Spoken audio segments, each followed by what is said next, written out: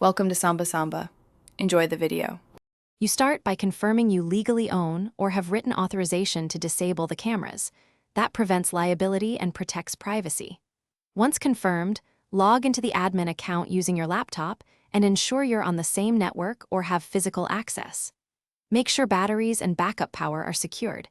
If you lose power unexpectedly, you could corrupt recordings. Once done, inform any monitored parties and record the change for auditing purposes. You now perform the detailed steps in the device interface. Navigate to the camera's recording or network settings and select the official disable or maintenance mode. Do this to avoid corrupting storage or breaching retention policies.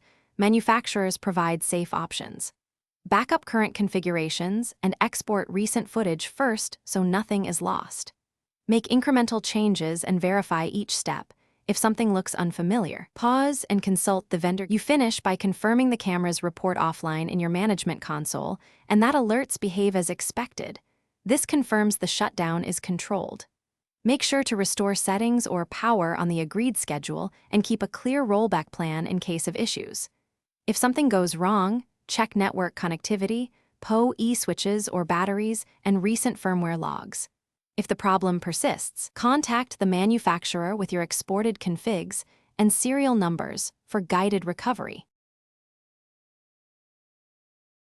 Thanks for watching. Consider subscribing if we helped you.